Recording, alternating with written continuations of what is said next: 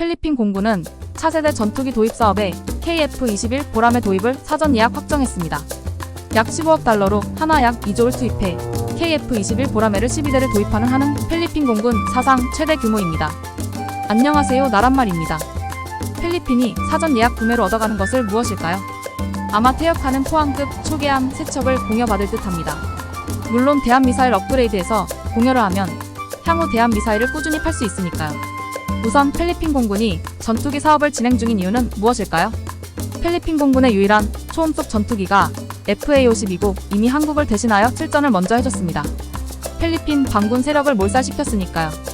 필리핀 공군 전력은 FA-50 PH-12대가 전부입니다. 물론 OA-10 브론코 극강화 폭격기 2대, A-29B 슈퍼 투카노 프로 공격기 3대가 있으나 정비가 어렵고 부품 수급이 안 되어 운영을 못하고 있습니다.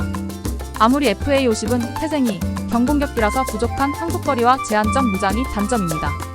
필리핀은 섬이 많아서 항속거리가 커야지 많은 섬을 케어할 수 있습니다. 그래서 필리핀 공군은 4.5세대급 이상의 전투기를 보유하고자 하는 것입니다. 원래 F-16 도입을 하려고 했으나 록히드 마틴에서 대부분 생산 캐파를 F-35에 배정하여 F-16 바이퍼는 한 달에 고작 2대에서 3대 정도만 생산이 됩니다.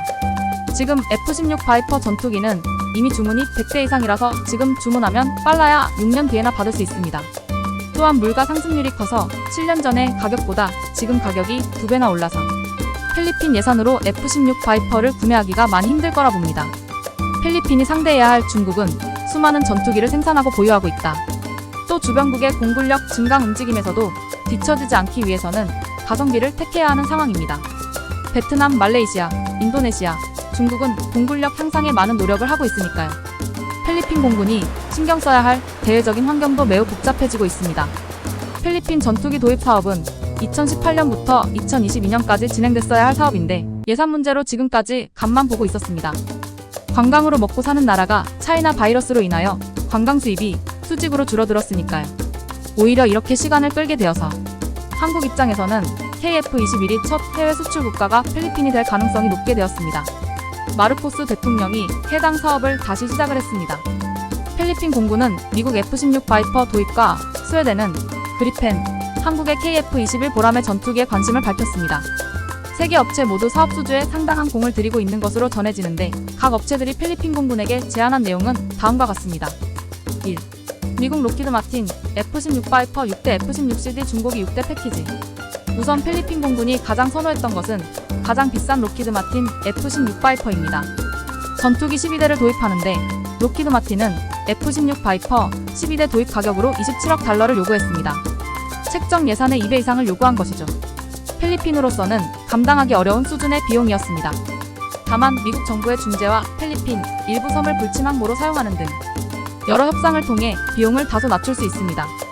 따라서 록히드 마틴은 필리핀에 F-16 바이퍼 6대와 중고 F-16CD 6대로 맞춤형 패키지를 제안하였습니다.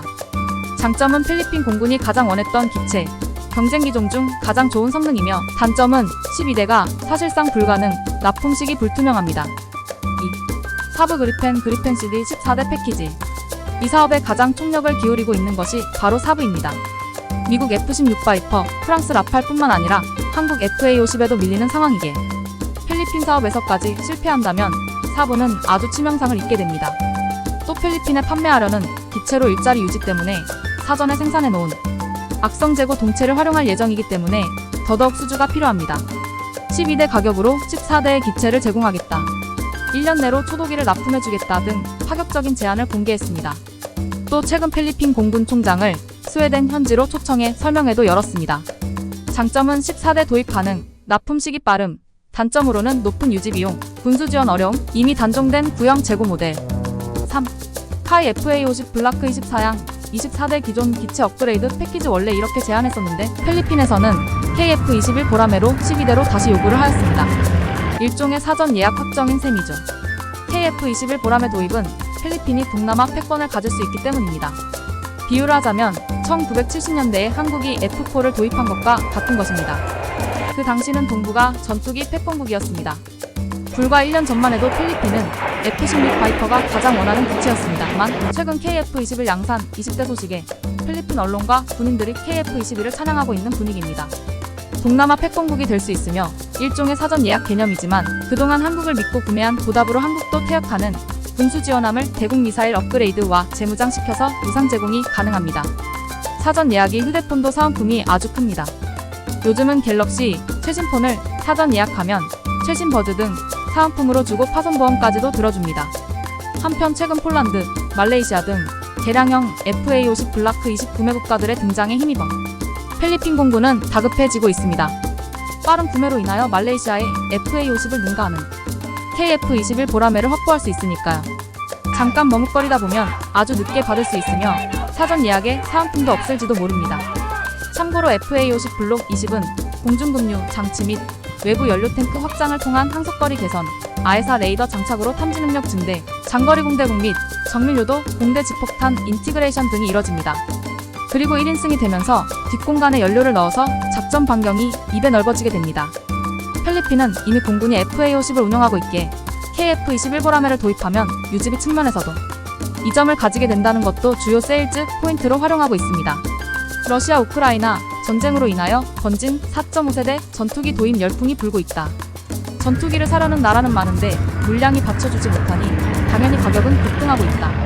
한국이 20여 년 전 KF-16CD 블록 52 전투기를 구매할 때 대당 440억 원 정도였던 F-16 가격은 현재 대당 1,300만 달러가 훨씬 넘는다. 전투기를 구매할 때는 기체는 물론 군수 지원과 무장 등을 패키지로 함께 산다. 따라서 실제 전투기 구매 가격은 기체값의 1.5배에서 2배 사이에 형성된다. 가령 최근 슬로바키아가 F-16 바이퍼 14대를 구매할 때 지불한 가격은 대당 1억 2,800만 달러에 달했다. 한국이 F-16보다 성능이 훨씬 좋은 F-35A 전투기를 2019년 대당 1,850억 원에 구입했음을 감안하면 엄청난 가격 상승세다. 국제 정세가 악화됨에 따라 군비 증강에 나선 개발도상국이 살 수 있는 전투기는 몇 종류 안 되기 때문이다. 그렇다고 유럽 파이터를 구매할 수도 없다. 별명이 유지비 파이터다. 유지비가 엄청나게 많이 들어가고 또 단종되는 분위기라서 부품도 없다. 특히 F-35는 미국 정부의 수출 통제가 심해 아무 나라나 살 수 있는 기종이 아니다. 2022년 인도네시아에 팔린 라팔 가격은 대당 약 2,630억 원이었다. 근데 인도네시아는 왜 이렇게 통수를 잘 치는 것일까? 잠수함도 구매한다고 해서 기술 이전과 자체 공장까지 지어줬는데 업장이 무너집니다. 저런 나라를 보고 있으니 게다가 KF-21 공동개발국 참여하고 돈 안 내고 버티고 있다가 기술 유출까지 하고 어이가 없습니다. 카이 관계자는 KF-21 블록 2 사업에 다시 인도네시아를 끌어들이려고 하는데 혹시 비트코인 받았나요? 라고 묻고 싶습니다. 다시 본론으로 가서 최근 심화되고 있는 중국발 안보 위협에 맞서 신형 전투기를 도입하려는 필리핀의 고민이 깊어지는 마음이 급합니다. 하지만 F-16V, 그리펜 NG, FA-50 블록 20 모두 필리핀이 직면한 안보 위협의 확실한 해결책은 아니다. 필리핀은 중국과 남중국해에서 해양 분쟁을 벌이는 나라다. 최근 미국과 안보협력을 강화함에 따라 대만 유사시 미군의 전진기지 역할도 해야 한다. 필리핀 공군이 도입하는 전투기는 중국의 4.5세대에서 5세대 전투기와 대등하게 싸울 수 있는 성능을 갖춰야 하는 것이다. F-16B와 그리펜 엔진은 분명 훌륭한 전투기이지만 남중국해 곳곳에 인공섬 군사기지를 건설한 데다 항공모함도 운용하고 있는 중국을 대적하기에는 한계가 많다. 분쟁 수역인 스프레틀리 제도 필리핀명 칼라양 군도는 필리핀 공군의 핵심 거점인 루손섬 바사기지에서 직선 거리로 700km 넘는 곳에 있다. 가까운 팔라완 섬의 안토니오 바우티스타 공군기지에서도 300 이상을 날아가야 한다. 유사시 먼바다까지 비행해야 하는 이런 작전. 환경에선 소형보다 중형 이상 체급, 단발보다는 쌍발 전투기가 선호된다. 전투기가 작으면 그만큼 연료와 무장, 탑재량도 적어 작전 공역에서 적기에 맞서 효과적으로 싸우기가 어렵기 때문이다. 쌍발 엔진 전투기와 달리 단발 엔진 전투기는 엔진 하나가 고장나면 속수무책으로 추락한다는 단점도 있다. KF-21 보라매는 필리핀 공군의 고민을 단번에 날려버릴 카드가 될 수 있다. KF-21은 F-16 바이퍼나 그리펜 NG와 달리 처음부터 4.5세대 전투기로 설계됐다. 블록 3에서는 5세대로의 단계적 진화도 염두에 둔 기종이다. 이 때문에 저피탐 설계가 적극 도입돼 현존하는 4.5세대 전투기에 비해 레이더 반사, 면적 RCS이 훨씬 작은 것으로 알려졌다. KF-21의 정확한 RCS는 비밀이지만 F-16C의 8분의 1 수준이며 FA-18 호넷보다 훨씬 작은 것으로 추정된다. F-22, F-35 같은 5세대 스텔스기에 비할 순 없지만 탐지가 매우 어려운 세미 스텔스기라는 얘기다. 루손섬이나 팔라완 섬에서 이륙해도 남중국해 분쟁 수역, 항공에서 무리 없이 임무를 수행할 수 있는 능력을 갖춘 것이다. 게다가 KF-21 보마매의 주력 공대공 무장인 미티어 미사일을 사용하면 분쟁 수역, 상공까지 갈 필요 없이 먼 거리에서 일방적으로 미사일을 퍼붓고 이탈하는 전술도 가능하다. 미티어는 사거리가 300km 달하는 데다 기존 공대공 미사일보다 2배에서 3배 길어 중국 전투기에 대단히 위협적인 무기다. 필리핀이 KF-21을 동남아시아에서 최초 보유국이 되어 멋지게 강한 나라가 되기를 바란다. 이상 나란말이었습니다. 구독, 좋아요, 추천 한번 부탁드리겠습니다.